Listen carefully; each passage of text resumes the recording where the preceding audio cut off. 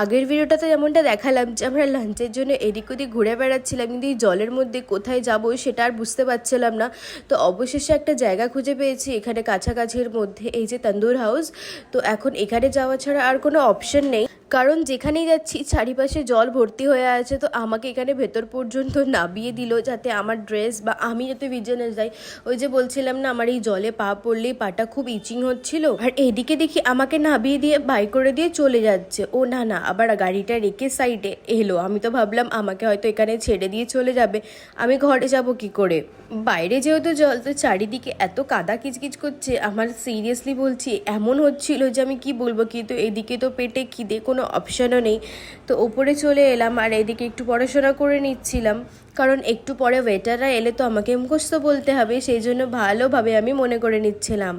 But ভেতরে এসে অ্যাম্বিয়েন্সটা কিন্তু আমার দারুণ লাগলো। আর এই বৃষ্টির মধ্যেও দেখুন কত ভিড় আছে এখানে। যাক, মনে মনে একটু খুশি হলাম যে আমি ছাড়াও আরও অনেকেই এই বৃষ্টি বাদলের দিনে বাইরে আছে। না হলে আমি তো এই জল দেখে রীতিমতো টেনশনেই পড়ে গিয়েছিলাম যে আমি কখন বাড়ি যাব মায়ের কাছে। এখানে স্টার্টারে আমরা একটু কাবাব নিয়েছিলাম, মানে ওই রেশমি কাবাব নিয়েছিলাম। তো সেটার আর ভিডিও করে ওটা হয়নি, এত জোরে খিদে পেয়েছিল যে আসতেই খাওয়া শেষ হয়ে গেছে। আর এখানে নেক্সট মেনুর জন্য অপেক্ষা করে বসেছিলাম। আর এবারে হয়তো আপনারা সবাই বলবেন যে পুজো দিয়ে গিয়ে নিরামিষ খেলো না, আমিষ খাচ্ছে। হ্যাঁ ঠিকই, আমিও এটাই ভেবেছিলাম যে নিরামিষ খাবো, কিন্তু এই বৃষ্টির দিনে কোথায় যে নিরামিষ খাবো কিছুই পাচ্ছিলাম না সেরকম। আর এই ননভেজ রেস্টুরেন্টে ভেজ খাওয়া আর ননভেজ খাওয়া আমার তো মনে হয় প্রায় সমানই। আর এখানে দেখুন আমাদের বাটার নান আর একটু বাটার চিকেন চলে এসছে।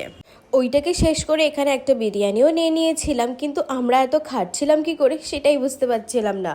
তবে সব খাবারের সাথে যেটা আমার ফেভারিট জিনিস ছিল সেটা হচ্ছে এই যে এতটা নুন, কারণ প্রচণ্ড খাবারে নুন কম ছিল। আর আমি এমনিতেই অনেক নুন খাই, এই যে দেখালাম নুন মানেই হচ্ছে আমার ভালোবাসা। এখানে দেখলাম কলা পাতায় করে বিরিয়ানি সার্ভ করে, মোটামুটি ভালোই ছিল, প্রাইস হিসাবে ভালো ছিল। খুব আহামরি কিছু ছিল বলবো না, খিদে পেটে এখন যা পেয়েছি সেটাই অনেক।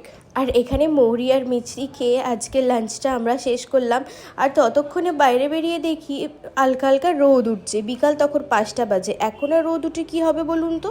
যাই তাড়াতাড়ি বাড়ি ফিরি।